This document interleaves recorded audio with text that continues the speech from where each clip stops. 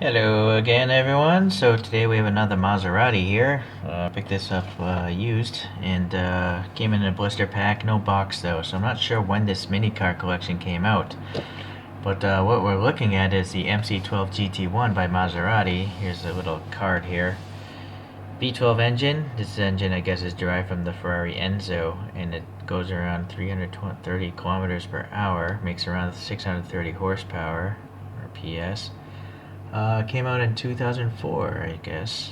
Alright. It was developed specifically for the FIA GT1 class, but they actually homologated them and sold them to people to drive on normal roads, as you can see through the pictures here. Here are the color choices. So I'm not sure what the difference between these two blue ones. They look identical, but maybe... Well, actually, this one looks like it has a black wing. That's a blue wing, and that's all black. Okay. Interesting. Alright, so it seems I have the blue with the black wing here. Yeah, it definitely doesn't really look anything like an Enzo, but, well, we'll compare to those at the end. So I took this all off of the packaging here to save some time. Let's compare to these photos here. Wow, this is a big vehicle. It's basically a Le Mans prototype racer that's street drivable. Well, I'm sure it's not really easy to drive this on the street, but legally you can. Okay, so that's, you can pause it, decide for yourself, but to me it looks pretty good. This rear end is pretty interesting. This car was styled by Frank Stevenson when he was working at Pininfarina. Okay, yeah, I mean that looks pretty good to me. Okay, so let's get a better light angle on this guy.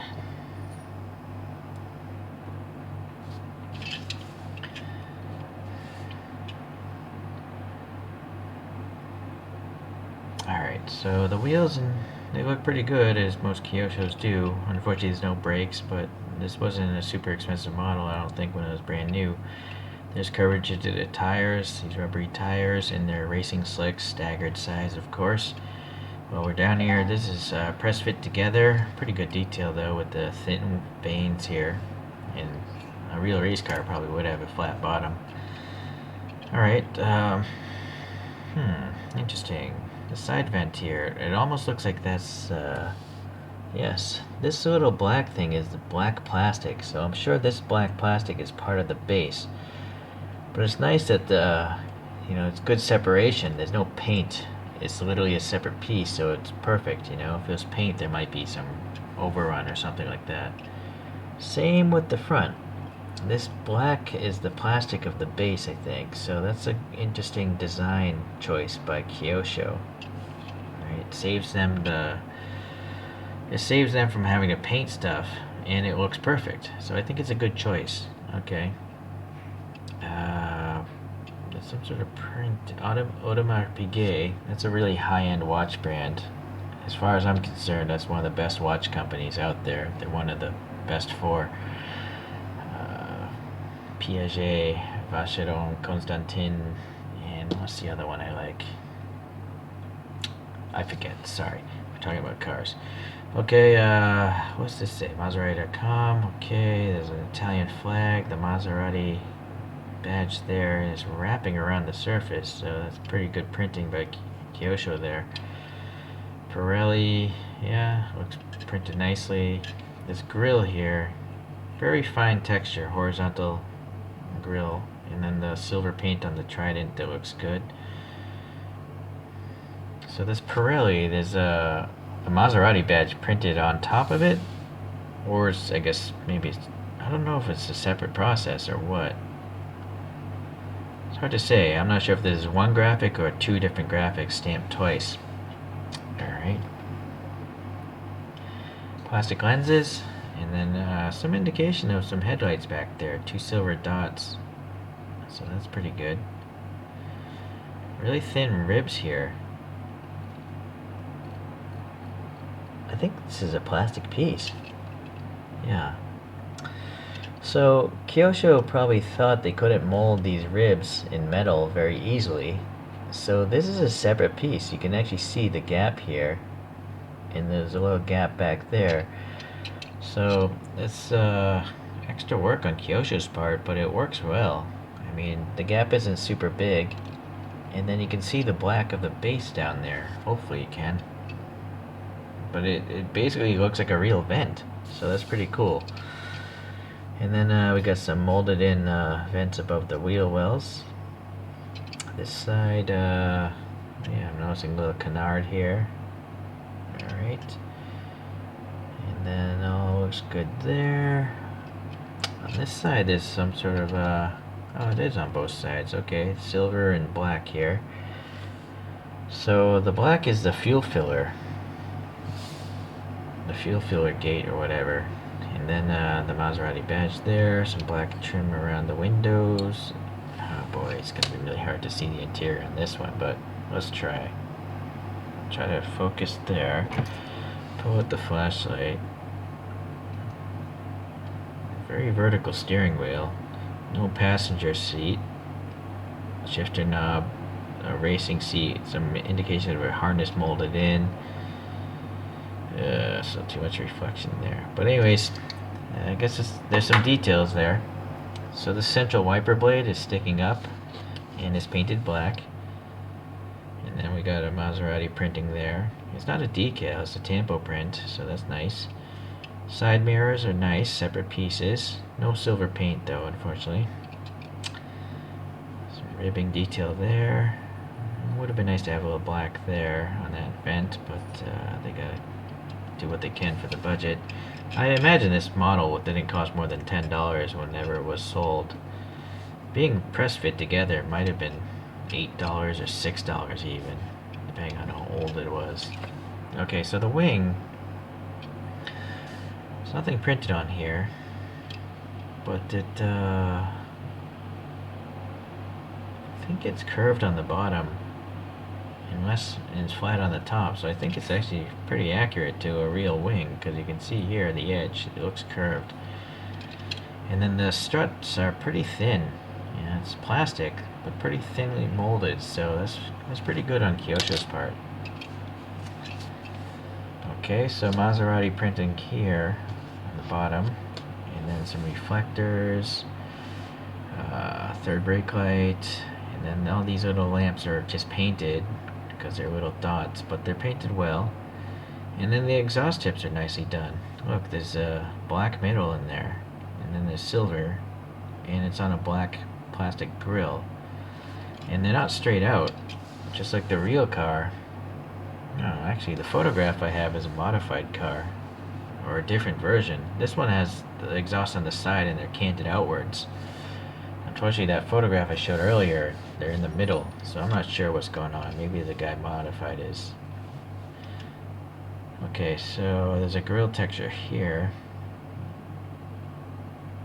Yeah, there's a lot of different parts going on here. Now, what about this thing? I'm wondering about this wing on the side. Is that part of the casting? It's very thin. I guess it is part of the casting. Or I can't tell if this brake is part of the diecast or a separate piece.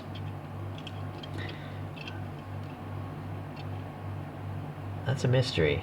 It's just that's really thin. If that's metal, that I don't know. That seems so thin. I don't know if it is, but yeah, this is part of the casting, I guess, because this cut line here stops. So this is metal, carries over metal, carries down metal, and I don't see a gap here.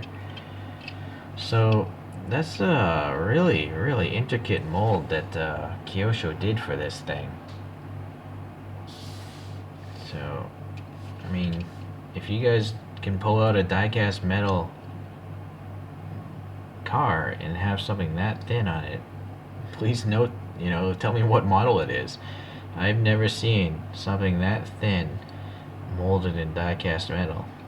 I mean, it's almost as thin as this plastic. So that's a new one for me. That's pretty impressive, Kyosho. Good job.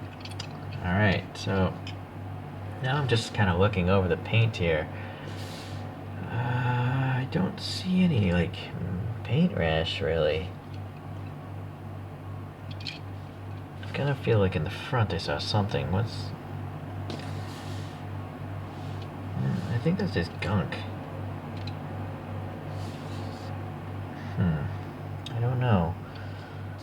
what this is, if that's just gunk or what. But basically everywhere else it looks pretty good. This is an almost perfect model. So I'm pretty darn happy I have it. Alright, cool. I do know that Kyosho makes the MC12, which has no headlight covers, and it comes in like a white and bluish colorway. I'll eventually try to get one of those. Okay, so let's let this thing spin. A couple other bits of info I found out about this GT1 variation. It was actually pretty, at first it was unsuccessful racing because the thing was too wide and too long, so the FIA and the ACO wouldn't let it race. Eventually they let the thing race, and then it did pretty well. It won 6 team championships between 2005 and 2009, and also a 2010 one. And then 2 constructors championships in 2005 and 2007.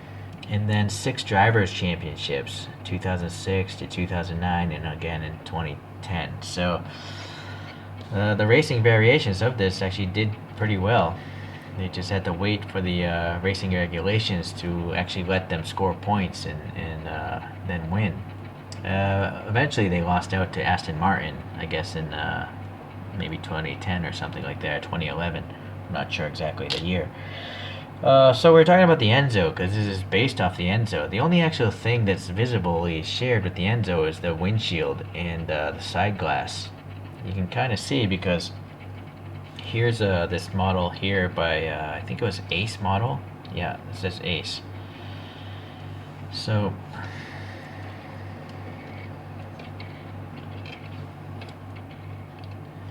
if you look at the side glass, there you can really tell the greenhouse is pretty much the same, right? It's like a silhouette racer. And then, but I would pretty much say everything else is totally different, as it should be. It's not a Ferrari anymore. It's, you know, they're the same parent company, but a Maserati is not a Ferrari, so I think it's understandable. So that's just a road-going Enzo. This is an okay model, but there's some QC issues with it. This is a Kyosho of the FXX, which is kind of like it was a weird car. They made people, they couldn't let their owners like touch them. Only Ferrari mechanics could touch them, and only used at Ferrari events and stuff like that. But model-wise, again, the cockpits look the same. They even have the same central windshield wiper in this case, right? And so the FXX has a much longer nose and tail. Not quite as long as this Maserati though. I line up the rear ends.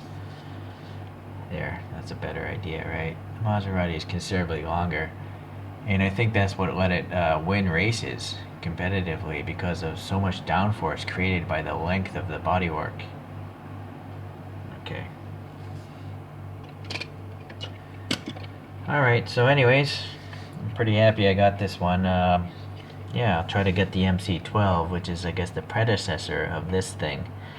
It's similar, but I suppose a different, I don't know. I'll have to find out whenever I get the model. Alright guys, well thanks for watching again. We'll see you around.